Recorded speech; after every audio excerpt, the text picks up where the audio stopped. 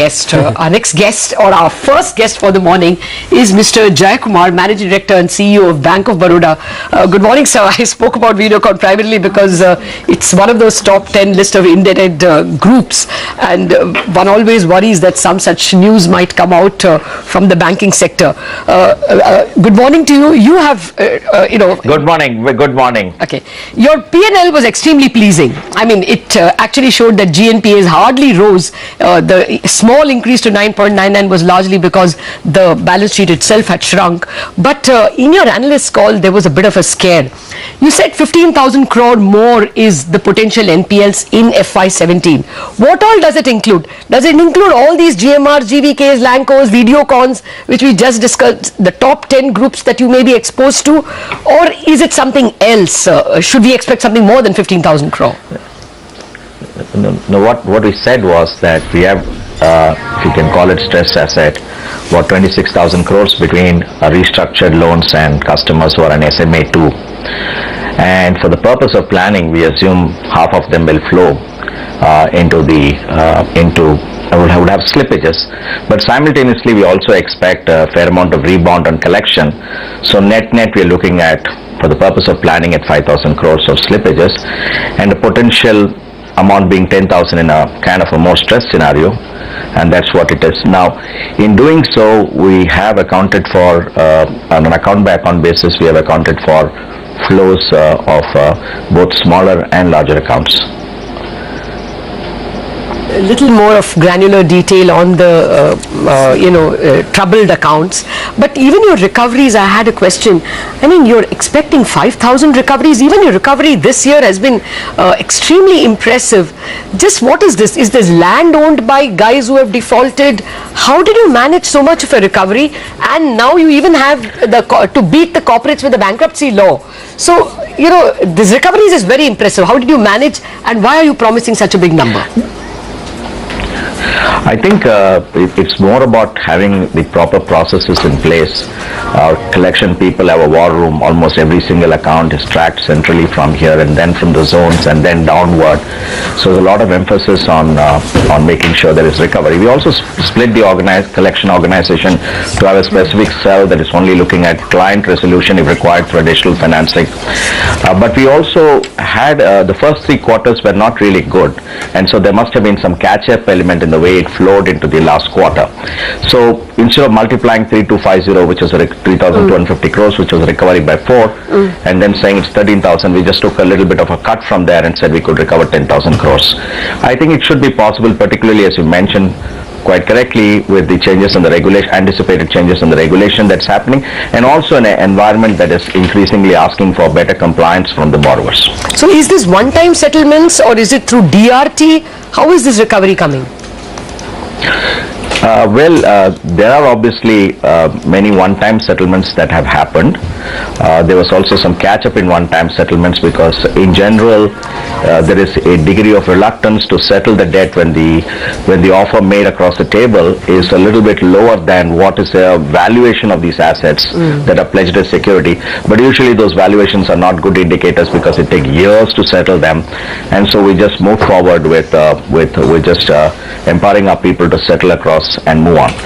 So we have done that, and that's part of the reason. But a large part of the reason is also working with clients and addressing some of the short-term needs and getting them back to perform. So it's a combination of both of these that have resulted in the improved collection. Okay.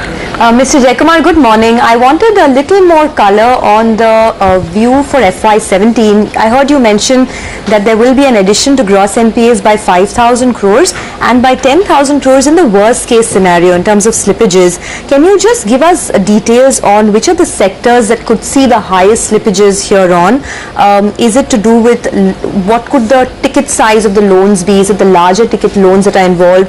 What are the number of accounts, etc.?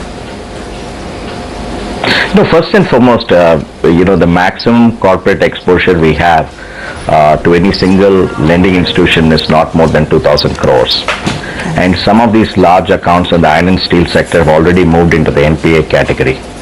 So there are a couple of accounts which are kind of large, and we just budgeted that they may flow into the NPA. But just going back to the next year financial number, here is how we are looking at it.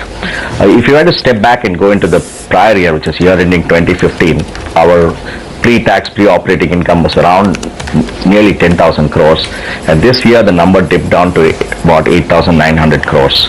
So our first effort is to catch back to the prior year number, and that is because we had a substantial flow of over 25,000 crores to NPA during this quarter, and the previous quarter. The resulting, non-earning impact of that is what reduced the financials.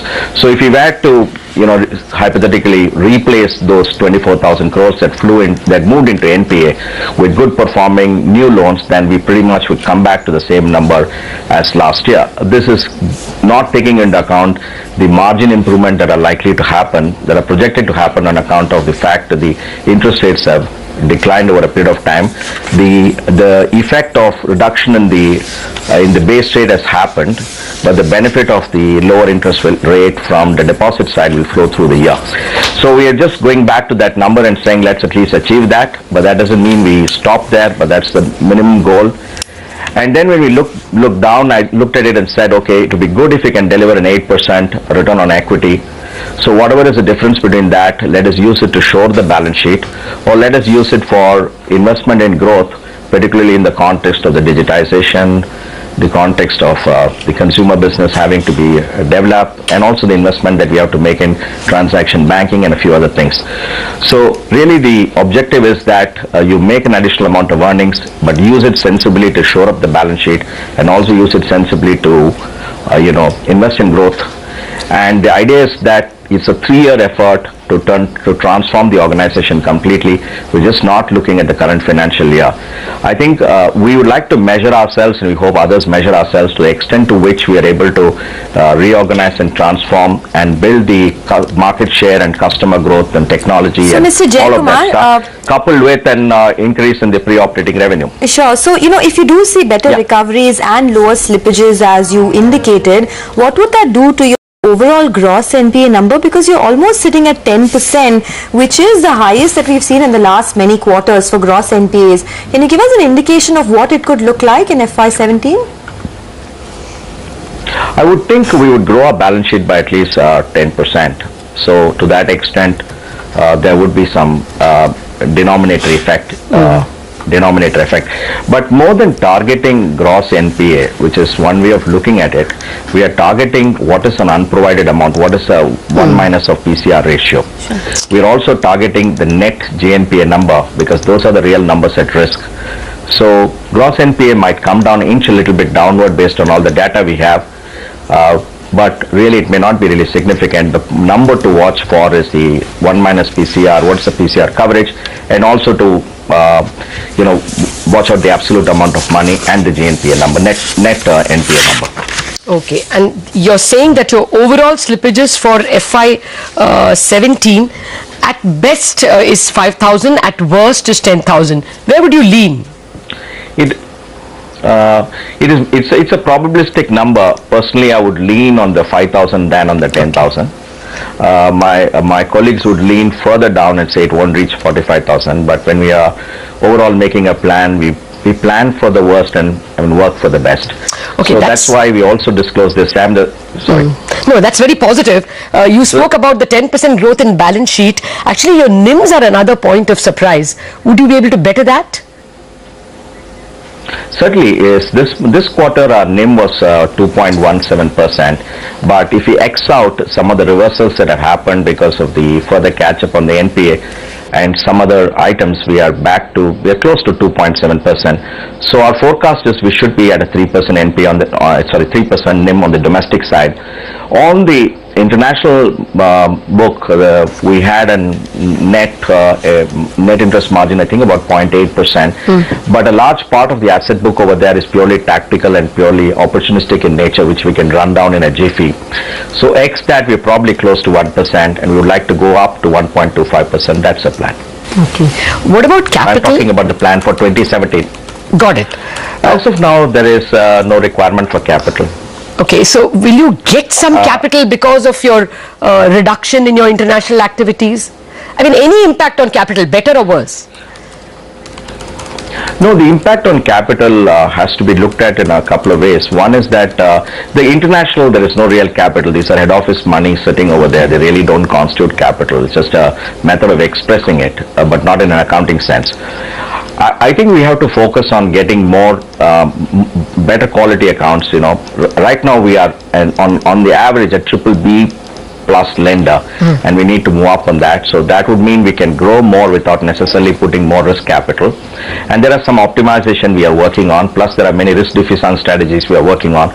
So overall, the capital growth rate will increase not because of incremental fundraising from equity holders, but more through efficiency and better management. Okay.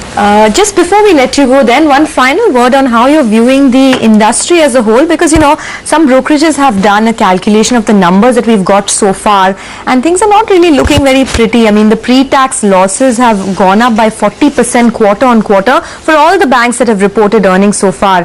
Can you say with any fair degree of certainty that the worst seems to be over as far as asset quality pressures are concerned? Well, we could say that. I think a lot of these provisions that you've seen for us and for the others probably is one of catch-up nature and kind of recalibration of how the NPA should be done, including the AQR exercise that's been done by the RBI. So that's, I think, the part of the issue. I think we have to look in the context of an improved enforcement environment. And I would also think the economy should see some pickup as we move on to as we go on to the third and the fourth quarter. So keeping all of this in mind, I would think the worst is over. Okay. At least I feel quite confident the worst is over for Bank of Baroda. Okay. I just want a little more of granularity, like I asked you initially, on the NPA. All those gas-based power plants, the steel, everything is counted for? Well, our exposure to gas-based plant is not significant. In fact, our coverage ratio must be quite high. Yes, all the iron and steel, including SME, including those lent to MSME customers, the numbers we disclose are on an aggregate for the bank, not necessarily for any part of the bank.